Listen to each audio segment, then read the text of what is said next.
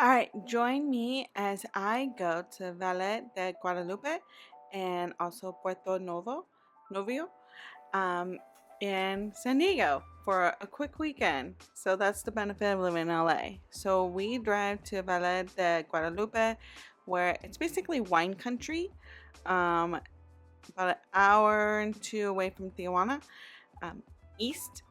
And we got a late start. It was Saturday. We decided to go sort of on a whim. And so we are driving. You'll see we'll only make it to two wineries because it's later in the day. But from where we live in LA, it was about a 5 hour drive. I think if we left earlier, it would be around 4 hours because it was a Saturday, so we hit some traffic. But basically, about 5 hours to get to where we wanted to go. And I just love seeing the ocean. And then now we're getting closer. So this is when we're in the valley. So you do drive through Tijuana and some of the other border towns. And then you get to the little wine country here. And when I say it's wine country, I mean it's wine country. We passed so many wineries on our way to the first stop. Because I really wanted to look at this one. It had great reviews. Plus, we were hungry, so we chose this one because it had some food. So we got there right before they were about to close, and the staff was really nice. They were like, "Yeah, we can still serve you." And look at this location, like this view. Like the view was very breathtaking to me. Like hills and trees and wineries. Like it's very deserty, but it's just so beautiful. Like, look at that. Like, y'all, look at it. It's so gorgeous. Oh, and I don't know if you can see, there is a little chapel. I'm not focusing on it in the back. And there was a wedding going on. And I thought that was so sweet. Because when we drove up, there was a lot of buses. So we knew there had to be some type of an event. And this is me enjoying the sun, trying to look super cute. It was just nice. Oh, by the way, super hot this weekend. So during this time, Southern California was getting a heat wave, so you sort of felt it also in Mexico. So like we're drinking wine and it's like 90 degrees, so we're sweating. So if you see that glistening, it's not just alcohol, it's sweat.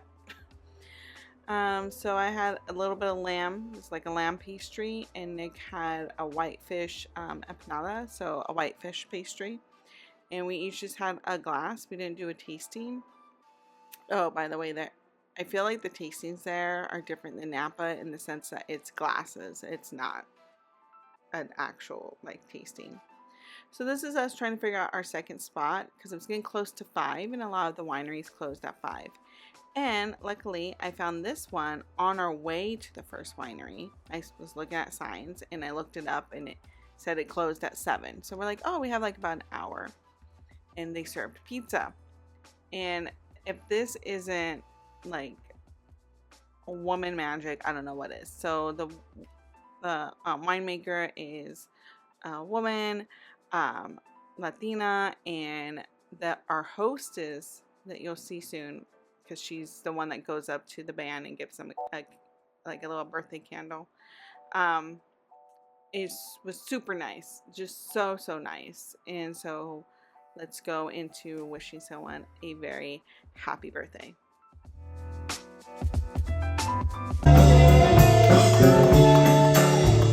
Venimos todos conjuntos a cantar al ingeniero. El día en que tú naciste, nacieron los dinosaurios. Y en la pila del bautismo cantaron los cavernarios. Ya viene amaneciendo, ya la luz del día nos dio. Levántate de mañana, mira que ya amaneció. All right, so our hostess who you saw there clapping was so nice. I tried the 3 wines tasting, which is like a red, a rosé, and a white. Nick had the 3 reds. The names of each of these wines are just hilarious. And yeah, I would strongly suggest coming to this place. It is because they also do serve pizza, and the pizza was really good. So if you're looking to also eat something while drinking your wine, come here. It was super chill. Like, strongly suggest. Then we made it to Puerto Nuevo, so about an hour or so away. This is on the coast, so we went inland and now we're on the coast. We wanted to get here earlier so we could see more of the town, but Nick's been talking about coming here for years to try the lobster. I'm gonna put some pictures of the lobster. It was delicious, but this is us just eating guacamole and chips for right now.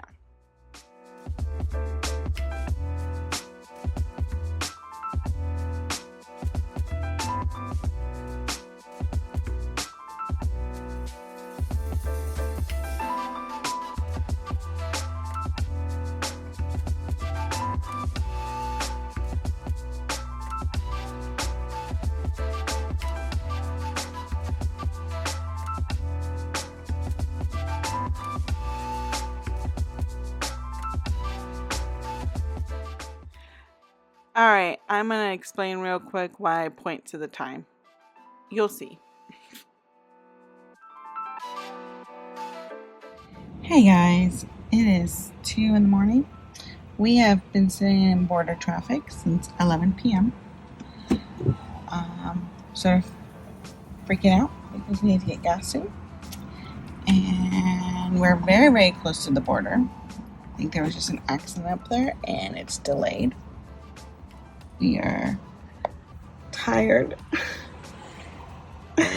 Very tired. We had a good night and then we were like, oh, we're gonna get home really quickly, and then we hit all this traffic. Again, it's 2 in the morning. We've been on this since 11 p.m. But we're moving more now, so we're hoping Finally moving faster. that's a good sign. My frustration, like, did I low-key have a bit of a panic attack? I did have a panic attack. Or I think I did. I'm not sure. I was shaking uncontrollably. But yeah, super fun. Just want to cross the border. Okay, so it's like 3:30. We are in the Airbnb. I took a quick shower. That had to be one of the worst boarding crossings I've ever done in my life.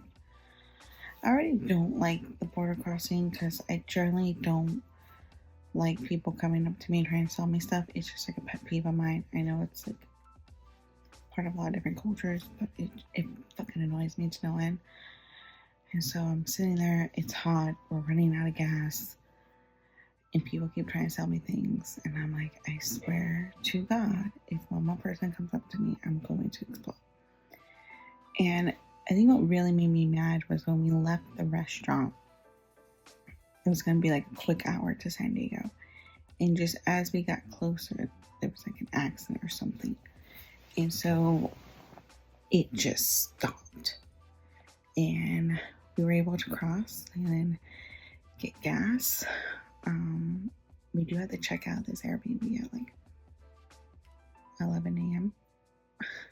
So we're only gonna get like 6 hours of sleep. That's not horrible, I don't think, because for me, I'm like, okay, then we're gonna be a little tired tomorrow, but we're like 2 hours away from home, so we'll chill in San Diego, get home relatively early, and rest. It's not the end of the world. Sorry, that's Nick in the bathroom. He showered too, so we're just both so like. But this room, I'll show you guys in the morning. So cute.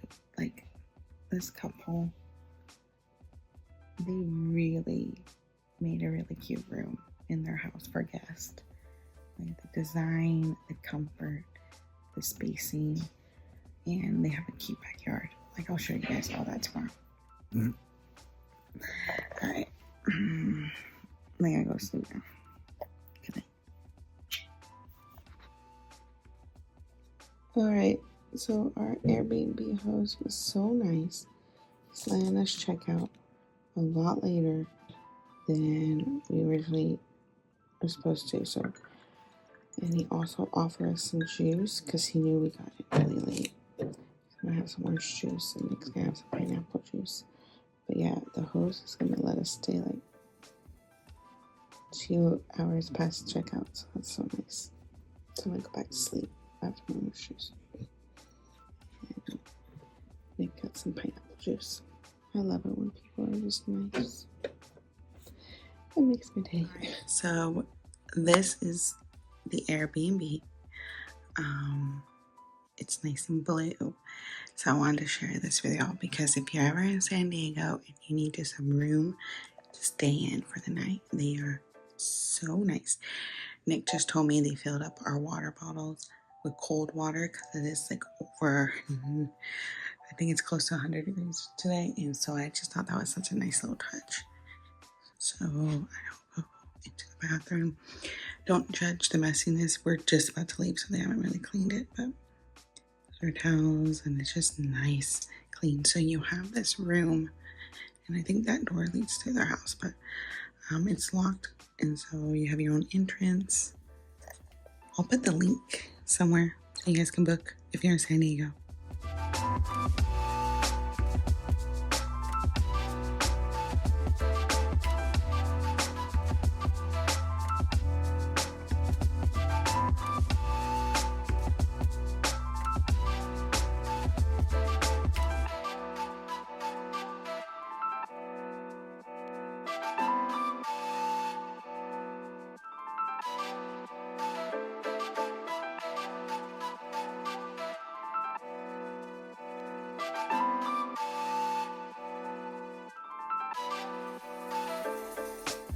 Alright, we made it down. It's not hard. It was like 145 steps, but I was holding on because it's slippery. But this is what we get to see.